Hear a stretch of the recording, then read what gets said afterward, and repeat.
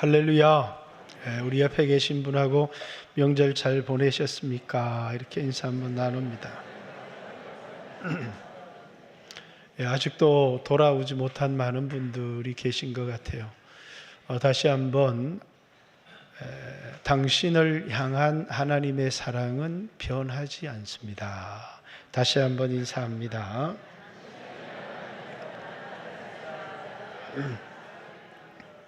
사람과의 관계는 내가 바뀌면 상대방도 바뀌는 것이지만 하나님과의 관계는 내가 바뀌어도 우리를 향한 그분의 사랑은 변하지 않습니다. 우리가 그것을 의지하며 살아가는 것이다. 창세기 22장에 보면요, 하나님이 아브라함을 시험했다 이렇게 얘기를 합니다.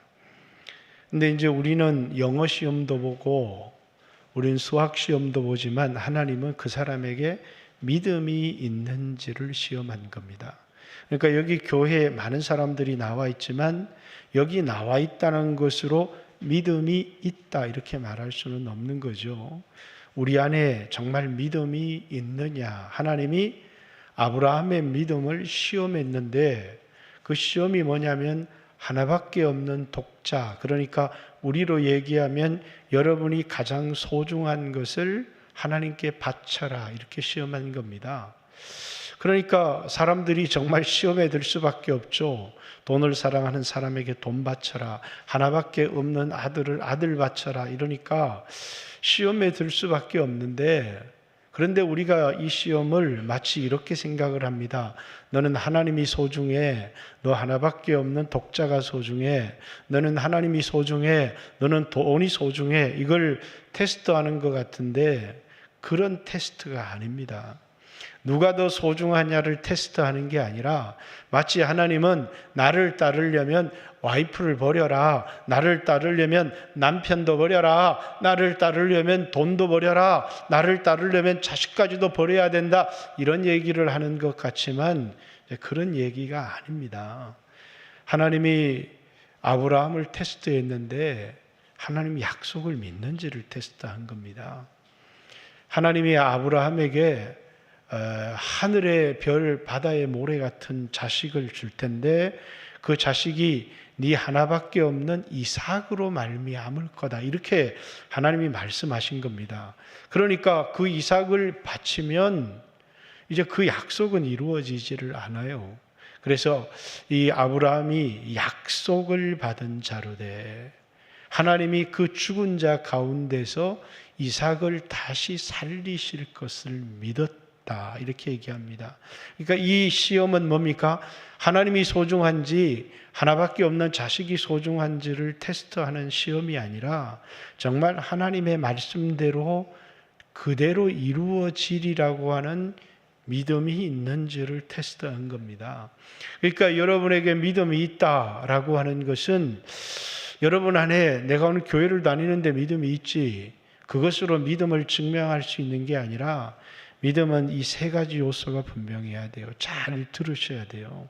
왜냐하면 많은 사람들이 신앙생활을 하면서도 하나님이 볼 때 믿음 없다 그러면 안 되니까, 믿는다라고 하는 건 첫째 뭐냐면 내 인생에 위기가 왔을 때 뭘 의지하느냐라는 거예요. 많은 사람들이 돈을 의지하다가 그만 돈이 사라져버리면 낙심하고 절망하죠. 또 어떤 사람은 세상의 높은 지위를 의지하다가, 또 어떤 사람은 내 몸뚱아리 하나밖에 가진 게 없는데 건강을 의지하다가, 그래서 사람마다 의지하는 게 다 있어요. 근데 그걸 의지하다가 그것이 흔들리거나 빼앗기는 위기가 우리 인생에 온다고요. 왜 그 테스트를 해보느냐면 우리가 뭘 의지하는지를. 그래서 건강을 의지하는 사람에게는 건강에 어려움도 오고, 저도 건강에 얼마나 자신이 있었는지, 근데 평생의 건강 때문에 어려움을 당하잖아요. 돈 자랑하는 사람은 돈 때문에 어려움을 당하고, 또 각각 사람마다 자기가 의지하는 것을 하나님이 한번 흔드신다고요. 그 왜 그러냐? 우리가 하나님을 믿는다는 건 내가 사랑하고 내가 좋아하는 걸 의지하는 게 아니라 하나님을 의지할 수 있도록. 그래서 이제 광야를 우리 인생에 걷게 하시는 겁니다. 광야는 뭡니까? 내 힘으로는 도무지 살아남을 수 없는 어려운 일들을 겪게 하시는 거예요. 그 어려운 일을 통해서 우리로 하여금 내가 의지했던 것, 내가 사랑했던 것, 그걸 의지하는 게 아니라 하나님을 의지할 수 있도록. 여러분, 우리가 의지한다는 건 변하면 의지할 수가 없어요. 근데 변하지 않는 걸 진리라고 그래요. 근데 뭐가 변하지 않느냐면, 이제 교회를 얘기할 때 에베소서 1장에 보면 창세전에 하나님이 우리를 선택했다. 그 선택한 우리를 위해서 예수님이 피 흘려서 우리를 자녀 삼았다, 구속했다. 그것만 갖고 되는 게 아니라 성령님이 그것을 우리에게 알게 하셨다. 그래서 성부의 선택과 성자의 구속과 성령의 인치심이라고 하는, 이건 뭐라고요? 여러분과 제가 뭘 의지하느냐? 하나님이 어떤 상황 속에서도 나를 사랑하고 계시다는 것을, 이걸 의심하면 안 돼요. 어떤 사람은 병이 걸렸는데 하나님이 날 사랑하면 왜 내가 이런 병이 걸리냐고. 또 어떤 사람은 경제적인 어려움을 당했는데 하나님이 나를 사랑하신다는데 왜 내가 이런 어려움을 당해야 되냐고. 근데 여러분, 예수 믿는 사람들이 세상 사람들하고 다르다는 게 여러분 뭐예요? 세상 사람들보다 예수 믿는 사람은 복을 받아 부자가 됩니다. 그러니까 여러분, 세상보다 교회가 부자예요? 예수 믿는 사람은 하나님이 지혜를 주셔서 세상 사람들보다 똑똑하고 지혜가 있다고. 우리 교회 학생들을 보니까 하여튼 공부는 잘하는 것 같아요. 그렇지만 여러분, 우리가 세상보다 더 똑똑합니까? 우리가 세상보다 더 부자입니까? 저는 전혀 그렇다고 생각하지 않아요. 근데 우리와 세상이 다른 게 있다고요. 그게 뭐가 다르냐면 우리 안에 믿음이 있어요. 믿음. 그 믿음은 뭐냐면 어떤 어려움이 오고 어떤 인생의 위기가 와도 사람들이 자신이 의지했던 것들이 흔들려도 우리는 하나님이 나를 사랑하신다는 것을 의심하지 않는다고요. 그게 믿음이에요. 그래서 내게 일어난 이 모든 일들이 좋은 일이라는 걸 믿어요. 그래서 감사하는 거예요. 그래서 세상 사람들은 뭐라고요? 예수쟁이를 미쳤다고 그래요. 교통사고 났는데 감사합니다 그러거든요. 미친놈 아닙니까? 경제적으로 파산이 났는데 감사합니다 그러는 거예요. 가정이 깨어지고 이혼을 했는데 하나님 앞에 감사합니다 이러는 거예요. 그래서 지금은 잃어버린 게 밖에 없어요. 건강도 잃어버리고 돈도 잃어버리고 또 이 사랑의 관계도 잃어버리고 이런 관계들을 잃어버리는데 뭐가 그렇게 감사하냐는 거예요. 그런데 돌아보니까 그걸 통해서 얻는 게 굉장히 많더라는 거예요. 세상의 소중한 것을 깨닫기도 하고 하나님에게서 떠났던 사람들이 하나님에게 돌아오기도 하고. 왜? 그것을 통해서 하나님이 나에게 이런 어려움을 주셨는데 그래서 내가 돈을 잃어버렸어요. 내가 건강을 잃어버렸어요. 내가 소중한 사람을 잃어버리고 사랑의 관계가 잃어버리기도 했어요. 그런데 내가 무엇을 얻었는가를 보면 잃어버린 건 다 순간적인 것이고 또 없어질 것들이에요. 그런데 하나님이 그것을 통해서 나에게 얻게 하는 것은 뭡니까? 남은 인생을 어떻게 살아가야 되는지 올바른 가치관을 갖게 하실 뿐만 아니라 영원한 것을 얻게 하셔요. 그렇기 때문에 뭐라고요? 우리가 돌아보면 그때 내가 당한 일이 너무너무 감사한 일이다. 저도 건강의 어려움도 당하고 예전에도 많은 어려움을 당했지만 감사하잖아요. 하나님 감사합니다. 만약에 내가 이런 어려움을 당하지 않으면 교만했을 것이고 수없는 다른 그런 판단을 내렸을 수도 있는데 그런 수없는 고난을 통해서 하나님을 더 사모하는 사람이 되고 겸손한 사람이 되고 또 영원한 것을 바라보는. 그래서 여러분, 우리가 믿고 의지하는 게 뭐냐면 내가 가진 돈을 믿는 게 아니고 내가 가진 하나밖에 없는 이 몸뚱아리의 건강을 믿는 게 아니고 내가 믿는 것이 하나님이 나를 사랑한다는 사실을 흔들리지 않는 믿음으로 가져야 돼요. 그런데 사람들이 건강에 어려움을 당하거나 인생의 위기가 오면 그만 좌절해버리는 사람, 낭망하는 사람이 있어요. 근데 이 안에 믿음이 있다는 건 뭡니까? 그때 내가 의지했던 걸 내려놓고 하나님을 붙들어요. 하나님이 나를 사랑하신다는 사실을 알아요. 믿음이라고 하는 건 어디에서부터 시작하느냐면 내가 의지하는 것이 변화되는 것에서부터 시작하는 거예요. 그래서 세상 사람들은 돈을 가지면 교만해지냐, 돈을 의지하니까. 돈이 없어지면 겸손해져요. 근데 우리는 돈을 가져도 교만해지지 않고 우리는 돈을 의지하지 않기 때문이에요. 우리는 하나님을 의지해요. 그 하나님이 나를 사랑하신다는 사실을 의지해요. 그 사랑이 변하지 않는 것. 때때로 내가 넘어지기도 하고 실패하기도 하고 실수하기도 하고 잘못하기도 하지만 나를 향한 하나님의 사랑은 변하지 않는다는 사실을 믿어요. 이게 우리의 확고한 우리의 믿음이 되어야 돼요. 교회도 뭡니까? 반석. 그 반석이 뭐냐면 반석 위에 교회가 세워져야 돼요.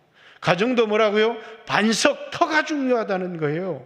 우리 인생도 터가 중요해요. 그 터가 뭐냐면 예수 그리스도가 우리 인생의 유일한 터예요. 하나님이 나를 사랑하셔서 하나밖에 없는 독생자를 나를 위해 희생시키셨다는 것. 그 하나님 사랑을 믿어요. 예수님이 나를 위해서 자기의 몸을 내어놓으셨다는 걸 믿어요. 그게 뭡니까? 우리의 평안의 근거예요. 우리의 담대함의 근거예요. 이 세상을 살아가다 어떤 어려운 일을 당해도 여호수아에게 담대하라! 내가 너와 함께하는 것이 아니냐! 이렇게 하나님이 나와 함께하니까 뭐라고요? 담대하다고요.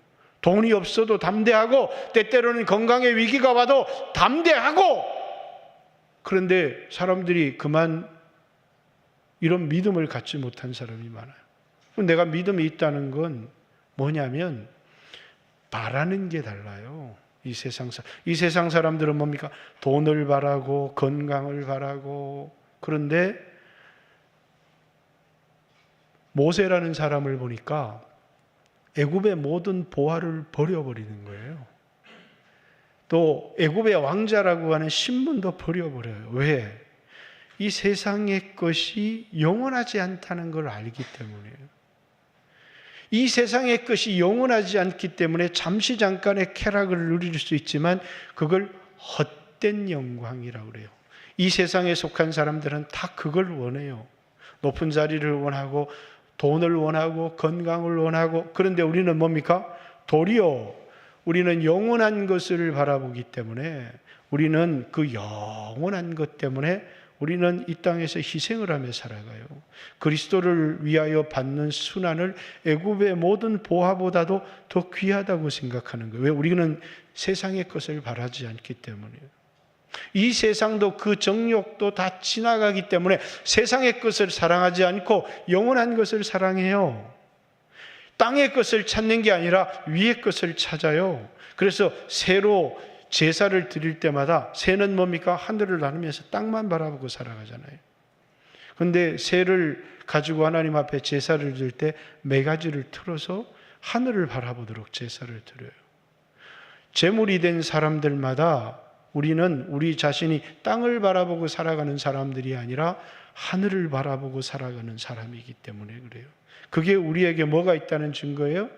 믿음이 있다는 증거예요. 세 번째, 우리 생각이 다 있어요. 판단이 있고. 그렇지만 우리는 우리 생각대로 살지 않아요. 우리는 말씀대로 살아요. 왜? 하나님의 생각은 내 생각보다 높고 하나님의 지혜는 내 지혜보다 높다고 생각하니까 나를 신뢰하는 게 아니라 말씀을 신뢰해요. 그래서 생각대로 살아가지 않고 말씀대로 살아가요. 믿음이 있다는 것, 이 세 가지가 분명해야 돼요. 위기가 올 때 건강이나 내가 가진 것을 의지하는 게 아니라 예수 그리스도를 의지해요. 믿음이 있다는 것은 내 생각대로 살아가는 게 아니라 말씀대로 살아가요. 믿음이 있다는 것은 세상 것에 대한 소망을 가지고 살아가는 게 아니라 영원한 것을 바라보고 살아가요. 이게 뭐라고요? 내 안에 믿음이 있다. 우리와 세상이 다른 게 뭐라고요? 믿음이 있다는 거예요. 우리 안에는. 그래서 우리가 믿음이 있다는 건 세상보다 부자라는 얘기가 아니라 세상보다 잘 될 거라는 얘기가 아니라 우리가 세상과 다르다는 건 믿음이 있다는 것이고, 세상과 살아가는 방식이 전혀 다르고, 이 세상을 살아가지만 이 세상에 속한 사람처럼 살아가지 않는다는 것입니다. 왜? 이 땅은 우리의 본향이 아니기 때문이에요. 우리가 영원히 살 것을 하나님의 나라이기 때문이에요. 전 천국이라는 표현을 별로 좋아하지 않아요. 왜? 많은 사람들이 죽어서 천국 같아, 죽어서 천국 같다 그러니까 어디 먼 곳에, 우리가 알지 못하는 곳에, 다시 만날 수 없는 곳에 갔다고 생각하니까 그건 우리말의 오류이기 때문에, 오늘 이 느부갓네살의 꿈은 뭡니까? 천국에 대한 꿈이 아니라 하나님 나라에 대한 꿈이에요. 하나님이 느부갓네살에게 꿈을 꾸게 해줬는데, 그게 어떤 꿈속에 신상을 보여줬어요. 머리는 금이고, 그리고 가슴은 은이고, 배와 넉적다리는 동이고, 그 밑에는 철이고, 발가락은 철과 흙이 섞인 것이었는데, 이게 꿈을 꾸고 잊어버렸어요. 그리고 이 꿈이 뭔지를 이제 바벨론의 모든 지혜자들, 박사들을 불러서 내가 이런 꿈을 꿨는데 이 꿈이 무슨 뜻이냐 이렇게 물어야 정상인데, 꿈을 꾼 꿈을 잊어버렸는데 이 꿈이 보통 꿈이 아니라는 걸 안 거예요. 그러니까 내가 꾼 꿈도 알아맞히고 그 해석도 알아맞히라.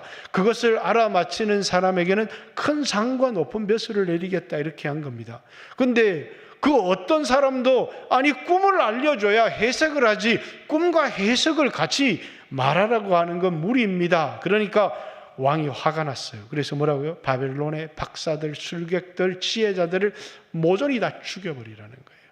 그래서 이제 그 명령을 갖고 왕의 근위대장 아리옥이 이제 왕의 이 술객들, 박사들, 지혜자들을 다 죽이러 나갔는데, 이때 누구에게 위기가 닥친 겁니까? 다니엘에게. 어느 날 갑자기 자신의 인생에 죽음이라고 하는 위기가 찾아온 거예요. 여러분, 여러분의 인생은 평탄할 것이라 생각하지만 여러분의 인생에도 어느 날 내가 예상치도 못하고 내가 생각지도 못했던 위기가 찾아올 수 있어요. 어떤 사람에게는 막 청천벽력 같은 암이 찾아올 수도 있고, 어떤 사람에게는 전혀 생각지도 못했던 사고가 찾아올 수도 있고, 그렇습니다. 우리 인생은 그 누구도. 그래서 어떤 사람, 이 사람은 참 건강해서 좋겠다, 참 이 사람은 건강할 거야. 그런데 어느 날 보니까 뭐라고요? 나같이 비실비실한 사람은 오래 사는데, 건강한데 어느 날 갑자기 큰 인생의 위기를 만나는 사람들이 많이 있더라는 거예요. 왜? 인생은 한 치 앞을 내다볼 수가 없어요. 여러분, 나는 괜찮겠지, 나는 괜찮겠지, 여러분 그렇게 생각할지 모르지만 우리 인생 누구에게 어떤 문제가 우리 앞에 닥칠지는 아무도 알지 못해요.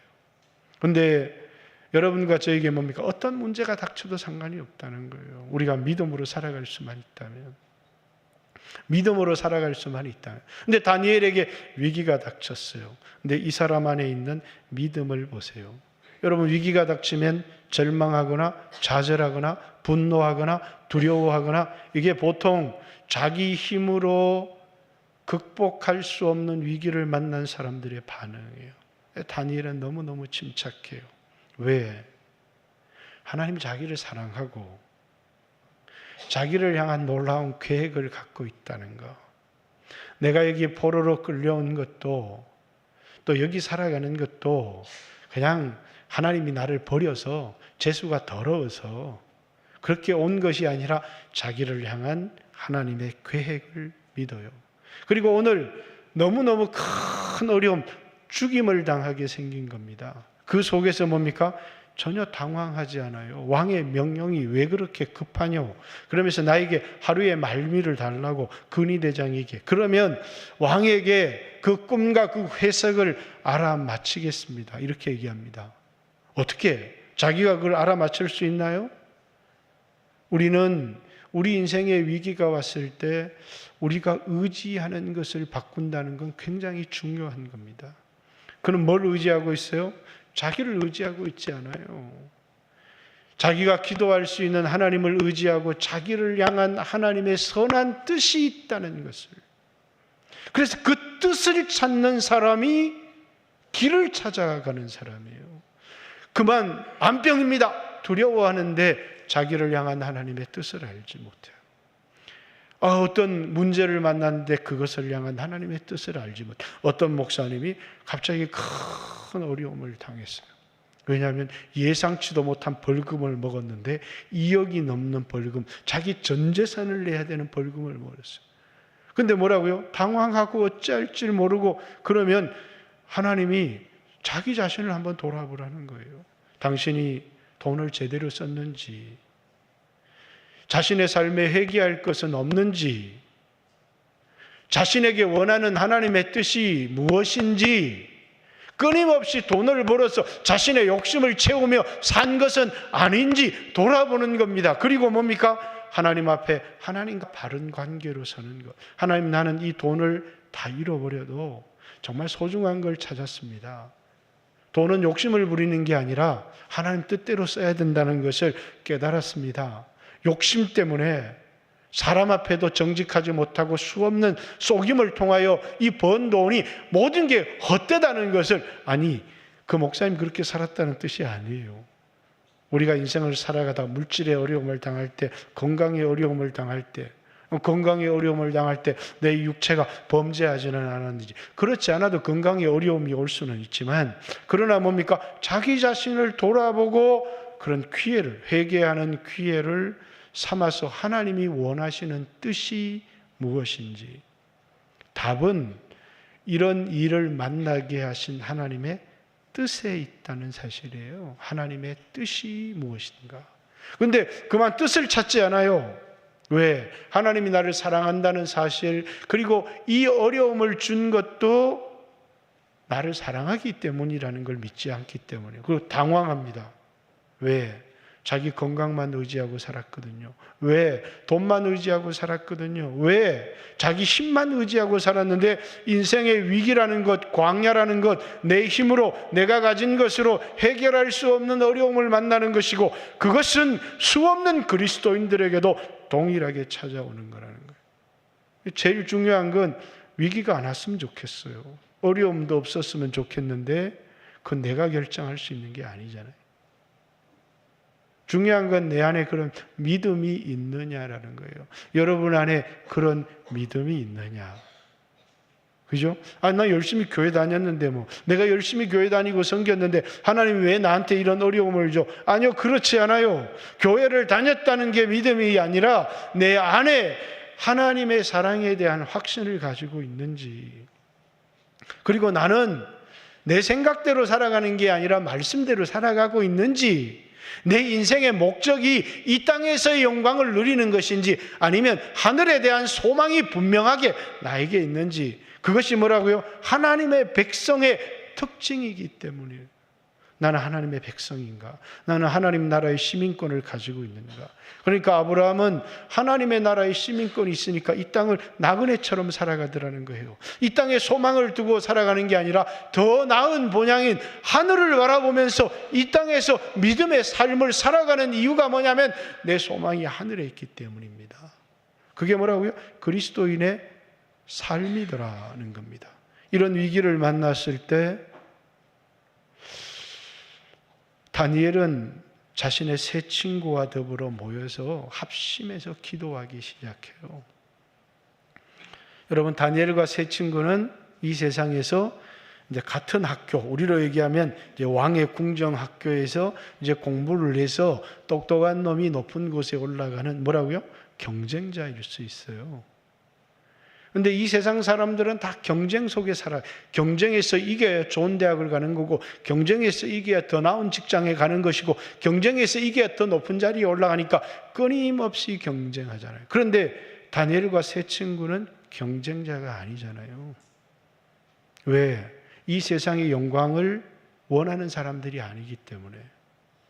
그들은 동역자로 살아갑니다. 여러분, 이 세상에 다니엘이 바벨론의 포로로 끌려가서 다니엘과 세 친구라고 하는 아주 작은 공동체가 어떤 공동체냐는 거예요.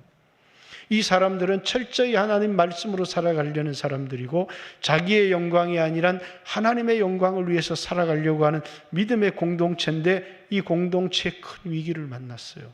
그들이 합심해서 기도하기 시작합니다. 교회라고 하는 것의 위력이 어디에 있는 줄 아세요?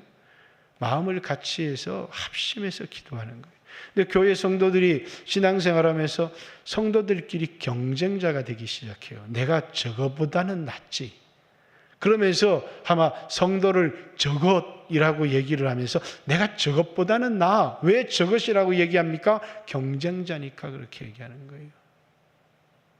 여러분, 교회 성도는 경쟁자가 아니에요. 우리는 동역자거든요. 자기 자신을 위하여 살아가는 사람은 내가 저 사람을 이겨야지, 내가 저 사람보다 높이 올라가야지. 하지만 우리는 이 세상에서 경쟁해서 살아가려는 사람들이 아니에요. 이 세상의 경쟁에서 벗어난 사람들이에요. 이 세상에 자신의 능력으로 살아가려고 하는 사람들이 아니라 믿음으로 하나님이 주신 은혜로 살아가려고 하는 사람들이에요. 그래서 우리는 경쟁하지 않아요. 그래서 우리는 형제의 아픔을 보고 어려움을 보면 눈물로 기도해요. 그 사람이 나보다 더 잘 되기를 원해요. 그러면서 간절히 하나님 앞에 기도해요. 거기 뭐가 있어요? 하나님의 은혜가 있고 하나님의 은총이 있어요. 자, 이 느부갓네살의 꿈을 한번 보세요. 이 꿈은 이 세상의 역사가 어떻게 될 건지, 아니 미래 역사가 어떻게 될지 어떻게 알아요? 살아보지도 않았는데. 그런데 이 역사를 주관하시는 분이 있다는 거예요. 이게 다니엘서의 가장 큰 주제예요. 역사의 주인이 있어요. 그래서 지금 이 시대는 바벨론 시대인데 바벨론 다음 시대에 어떤 나라가 올 건지, 자유주의 신학자들은 이 다니엘서가요 후대 역사가 다 끝나고 나서 쓰여졌다고 얘기를 해요. 그러나 절대로 그렇지 않아요. 이건 다니엘서 시대에 쓰여진 거예요. 그런데 그 다음에 메데바사라는 제국이 일어날 거라는 거예요. 파사 제국. 그러니까 바벨론은 금. 그래서 느부갓네살 왕이요, 금은 당신입니다. 그리고 당신의 나라 뒤를 이어서 금보다 못한 은혜 나라 메데바사가 일어날 겁니다. 그 메데바사 이후에는 이제 이 동의 나라, 그러니까 세계를 확장 크게 알렉산더라고 하는 헬라라는 제국이 일어날 겁니다. 그 헬라 제국 이후에는 뭐 철과 같은 로마의 제국이 일어날 겁니다. 우린 여기까지는 너무나 잘 알아요. 이제 그 다음에 철과 흙이 섞인 나라가 일어날 겁니다. 그 다음에는 뭐라고요? 그 다음에는 메시아의 왕국, 하나님 나라가, 돌의 나라가 이 땅에 이루어질 건데, 금의 나라도 무너지고 은의 나라도 무너지고 동의 나라도 무너지고 철의 나라도 무너지고 철과 흙으로 진흙으로 만든 나라도 무너지고, 뭐가요? 뜨인 돌이 이 신상을 깨뜨려 버려서 뭐만요? 하나님의 나라만 영원할 거라는 거예요. 자, 다시요. 우리는 누구라고요? 하나님 나라의 시민권자라. 우리는 하나님의 나라의 시민권자라고. 우리가 알고 있는 것은 미국도 무너지고 중국도 무너지고 대한민국도 무너지고 앞으로 어떤 제국이 와도 영원한 나라는 없다는 거예요. 그런데 우리의 이 몸도 썩어 무너지지만 나팔 소리가 나매 썩을 것이 썩지 아니함을 입을 뿐만 아니라 그때 영원한 나라가 시작된다는 거예요. 어디에? 우리가 알지 못하는 저 하늘에요? 아니요. 그래서 천국이라는 말은 잘못된 거예요. 하나님 나라예요.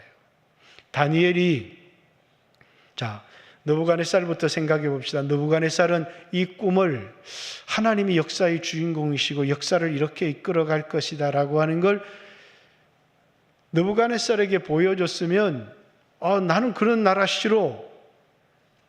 자기가 그 왕을 거절할 수 있다라고 생각하는 겁니다. 그래서 뭡니까? 3장에 가면 머리부터 발끝까지 다 금신상으로만. 아니, 내 나라는 영원할 거라고. 내 나라는 영원할 거라고. 근데 그 나라는 73년밖에 못 가요. BC 612년에 세워진 나라가 BC 539년에 멸망합니다. 그게 바벨론이에요. 539년에 고레스에 의해서 메데바사, 다리오, 메데바사라고 하는 나라가 세워지잖아요. 메데바사는 313년까지 313년 헬라라고 하는 제국에 의해서 멸망당합니다. 313년 헬라는 BC 663년에 로마라는 제국이 일어나고 그 제국에 의해서 멸망을 당합니다. 뭐라고요? 역사가 하나님의 예언대로 그대로 이루어져요. 그리고 언제요? 마지막 한 나라가 더 있다고 얘기를 해요. 그리고 그 다음에 영원한 하나님 나라가 있다고. 여러분과 저는 그 나라의 백성이라고요. 이 세상을 살아가고 있지만 우리는 하나님의 나라의 시민권자로 살아가는 사람들이라고요. 그 사람들은 어떻게 살아가느냐? 다니엘이 이 하나님의 나라 이렇게 얘기했을 때 먼 후에 이루어질 그 나라를 생각했을까요? 아니요. 다니엘은 그런 생각을 하지 않았어요. 다니엘에게 있어서 하나님 나라는 어느 나라입니까? 이스라엘이에요. 그래서 이제 시오니즘이라고 하는 게 마지막 온 세계를 지배할 나라는 이스라엘일 거다. 그 이스라엘 다윗의 자손이 다스리는 나라는 영원한 나라. 이때까지만 해도 하나님의 나라에 대한 생각이 그런 것이었어요. 그러나 하나님의 나라는 뭡니까? 예수 그리스도께서 우리의 왕이 되셔서 이 땅에 영원히 세워질 나라가 하나님 나라예요. 이 몸은 썩지만 저 하늘에 떠 있는 태양도 수명을 다하지만 저 빛이 아닌 영원한 빛이 있고 썩을 몸이 아닌 썩지 아니할 몸을 가지고 영원히 살아. 그것이 여러분과 제가 가지고 있는 소망이에요. 우리는 어떤 꿈을 가지고 살아가는 사람이냐? 하나님 나라에 대한 꿈을 가지고 살아가는 사람이에요. 그리고 우리는 어떻게 이 세상을 살아가는 사람들이냐? 그리스도의 군사, 하나님의 나라의 군사로 살아가는 사람들이에요. 우리는 복음을 전하잖아요. 왜? 하나님 나라의 백성, 하나님 나라를 확장하기 위해서. 그래서 우리에게 하나님이 요구한 것이 먹을 것, 마실 것, 입을 것, 무엇을 위해서, 몸을 위해서, 이 세상의 부여를 위해서 살지 말고 먼저 그의 나라, 하나님 나라와 하나님의 뜻을 구하며 살아가라는 거예요. 그게 뭡니까? 믿음으로 살아가는 거라는 거예요. 끊임없이 이 땅에 그리스도인들이 예수 믿었으니까 그냥 내 어려운 문제 해결해 주시고, 예수 믿었으니까 그저 내 남들보다 내가 좀 더 부자로 살아가고 내가 좀 더 높은 자리에 올라가고, 예수 믿었으니까 내 자식이 남들보다 좀 더 좋은 대학에 들어가고, 그래서 이 땅에 잠깐의 영광을 누릴 수 있어요. 그것을 뭐라고요? 헛된 영광이라는 거예요. 그래서 바울은 빌립보 교회에 헛된 영광을 구해서 서로 투기하고 경쟁하고 싸우지 말라는 거예요. 오늘 교회 안에서도 뭡니까? 그 헛된 영광, 비교의식 때문에 내가 저 인간보다는 좀 나아야 되는데, 그리고 자존심도 상하고 상처도 받고 거기 인생 전부를 허비해버리는 사람들이 너무 많아요. 왜? 헛된 영광 때문에, 자존심 때문에. 아니요, 그건 우리에게 영원히 남지 않아요. 내가 배우지 못한 것 때문에 상처, 내가 가지지 못한 것 때문에 상처, 남에게 멸시당한 것 때문에 상처. 그래서 내가 본때를 한번 보여줄 거야. 그래서 예수님 나에게 좀 복을 부어주셔서 내 안에 있는 이 서름을 좀 갚아주십시오. 여러분, 그게 우리 신앙입니까? 아니요. 그건 분노로, 상처로 신앙생활하는 거예요. 예수 믿는 사람은 은혜로 살아가는 사람이에요. 나는 그 세상 누구도 갖지 못한 영원한 사랑을 받았어요. 내가 가진 게 남들보다 적은 돈, 남들보다 낮은 자비를 가진 게 아니라 그 누구도 비교할 수 없는 변치 않는 사랑을 받았다고요. 어떤 사람은 긴 인생 살아가요. 어떤 사람은 짧은 인생을 살아가요. 어떤 사람은 부자로 살아가요. 어떤 사람은 좀 가난하게 살아가요. 어떤 사람은 대접받고 살아가요. 어떤 사람은 초라하게 살아갑니다. 그러나 그 모든 것은 지나갑니다. 우리에게 영원한 것은 이것밖에 없습니다. 내가 예수를 믿는 믿음을 가졌는가? 그 다음에 예수 믿는 믿음을 가진 사람들이 이 세상의 육체를 가지고 살아갈 때 뭐라고요? 영원한 것을 바라보며 살았는지, 땅의 것을 찾고 살았는지. 그래서 우리가 하나님의 백성이라고 하는 것, 다니엘과 다니엘의 세 친구에 의해서 시작된 이 작은 모임을 보세요. 이 사람들은 누구를 의지해요? 하나님을 의지해요. 이 사람들은 무슨 꿈을 꾸고 살아가요? 하나님 나라의 꿈을 꾸고 살아가요. 제가 다니엘서를 다 강해를 하고 내년에 사도행전을 들어가지는 못할 건데, 이 다니엘의 꿈이 다니엘서 7장부터 다니엘의 꿈이 나와 있어요. 쭉 그가 가졌던 꿈, 그가 기대하고 기도했던 것들이 하나님이 그에게 보여주시는 하나님의 나라, 그게 요한계시록과 에스겔서에 그대로 나와 있는 거예요. 그래서 사실은 뭐라고요? 이 땅의 수없는 젊은이들이 이 세상 한복판에 살아가지만 이 세상 한복판에서 세상 사람들처럼 살아가지 않고 말씀을 붙들고 하나님의 사랑을 의지하고 하나님 나라의 공동체를 세워나가는 어떤 꿈을 가지고요? 하나님 나라의 꿈을 가지고. 그래서 우리 영광교회 청년들, 우리 영광교회 성도들이 어떤 사람들, 다니엘과 다니엘의 세 친구와 같은 이런 공동체, 이 세상에 기독교는 힘을 잃어가고 있고 탐욕스러운 기독교로, 욕심을 채우기 위한 기독교로 변화되어져 가고 있는 이런 현실 속에서 이것이 기독교가 아닙니다 라고 말할 수 있는 젊은이들이 하나님 나라에 대한 꿈을 가지고, 우리 꿈이 분명해야 돼요. 꿈이 뭡니까? 서울대학교 가는 게 꿈입니다. 꿈이 뭡니까? 높은 자리에 올라가는 게 꿈입니다. 말은 그렇게 하지 않지만 수없는 그런 꿈을 가지고 다른 사람 위에 군림하고 싶고 대접받고 싶고 그런 헛된 꿈을 꾸는 젊은이들이 너무 많고, 그런 꿈을 가지고 기도하고 살아가는 그리스도인들이 너무 많다는 거예요. 다니엘과 다니엘의 세 친구가 가졌던 꿈, 그들은 하나님을 의지했습니다. 그리고 이 땅에 작은 공동체를 세웠는데 말씀 공동체를 세웠어요. 예루살렘은 말씀을 버리고 무너졌지만 예루살렘에서 끌려온 포로 몇 명이 세운 이 작은 공동체가 바벨론 전체를 흔들어 놓기 시작한 겁니다. 그게 뭐라고요? 나중에 이 말씀 공동체가 BC 539년에 다시 예루살렘으로 돌아가고 다시 그곳에 하나님 나라를 건설하기 시작하는 거예요. 저는 우리 영광교회가 이 마산 창원 땅에서 말씀 공동체로 세워지기를 원하고, 한 사람 한 사람이 이 땅에서 세상에 대한 욕심으로 살아가지 않고 그리스도의 군사로 하나님 나라의 일꾼으로 살아가기를 원하고, 자기 생각보다 말씀에 순종하며 살아가는 삶을 살기를 원합니다. 그런데 오늘 여러분 마음을 한번 들여다보세요. 여기 믿음이 있는가? 여기 믿음이 있는가? 여러분이 죄짓고 여러분이 넘어지고 여러분이 실패할 수 있어요. 왜? 여러분은 죄성을 가지고 있기 때문에. 저 역시도 넘어집니다. 저 역시도 실패해요. 근데 저는 흔들리지 않는 것이 있어요. 그럼에도 불구하고 나를 향한 하나님의 사랑은 변치 않는다. 나를 향한 하나님의 놀라운 계획이 있다는 것. 근데 여러분이 흔들리고 넘어질 때마다 하나님이 나를 버릴지 몰라. 그래서 내가 이렇게 버림받고 나는 비참하게 될지도 모른다고. 왜? 여러분이 믿어야 될 걸 믿지 않기 때문이에요. 여러분 뭘 믿습니까? 저는 하나님이 저를 사랑하신다는 사실을 믿고 있어요.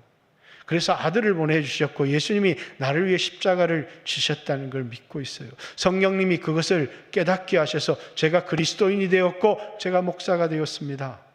목사가 되었지만 여전히 실패할 수 있고 여전히 넘어질 수 있고 여전히 연약하지만 제 안에 흔들리지 않는 것이 있는데 그것이 나를 향한 하나님 사랑입니다. 그거는 변하면 안 돼요. 그게 뭐라고요? 여러분의 가정의 터라고요. 교회의 터예요. 여러분의 인생의 터입니다. 그래야 여러분의 인생에 위기가 올 때, 건강의 위기가 올 때 여러분은 흔들리지 않게 하나님을 찾을 수 있고 믿음으로 굳게 설 수 있어요. 뿐만 아니라 그 속에서 살아계신 하나님을 만날 뿐만 아니라 하나님이 여러분을 쓰시게 된다는 것을 꼭 기억했으면 좋겠고, 우리 영광교회 성도 한 사람 한 사람이, 우리 청년 젊은이들이 이 바벨론이라고 하는 이 세상 속에서 다니엘과 세 친구와 같은 말씀 공동체, 진정한 하나님의 나라, 강하고 크지 않지만 작지만 세상과 타협하지 않는 사람들의 공동체가 이제 바벨론에서부터 수없이 이스라엘의 포로로 끌려옵니다. 근데 그들은 이제 누구를 따르기 시작하냐면 다니엘과 세 친구가 뭐라고요? 그들의 삶의 모형이 되고 본이 되기 시작합니다. 그곳에서 거대한 하나님 나라가 세워지기 시작합니다. 그곳에서 부흥이 일어나요. 말씀대로 살자, 말씀대로 살자, 말씀대로 살자. 그리고 하나님은 다시 그들을 예루살렘으로 돌려보내요. 광야에서 만들어졌던 말씀 공동체를 하나님은 바벨론에서 다니엘과 세 친구를 통해서 다시 말씀 공동체를 세워서 그들을 다시 가나안 땅, 약속의 땅에 그들을 다시 심습니다. 저는 이것이 이 민족의 유일한 소망이라고 생각해요. 이 민족에 다시 부흥이 올 수 있을까? 이 민족에 다시 한번 하나님 나라의 부흥이 올 수 있을까? 저는 이 길밖에 없다고 생각합니다. 오늘 사랑하는 우리 영광교회 모든 성도들의 관심은 많은 사람들이 세상 헛된 영광에 관심을 가지고 살아가는 것 같습니다. 의지하지 못할 것을 의지하며 살아가고 있지는 않은지, 얼마 있지 않으면 다 무너지고 없어질 것을 붙들고 살아가고 있지는 않은지, 말씀을 붙들고 하늘의 소망을 가지고 예수님이 여러분을 사랑하는 것을 의지하며 여러분의 인생을, 여러분의 가정을, 우리 영광교회를 세워나가는 귀한 성도들이 되시기를 주님의 이름으로 축복합니다. 같이 한번 조용히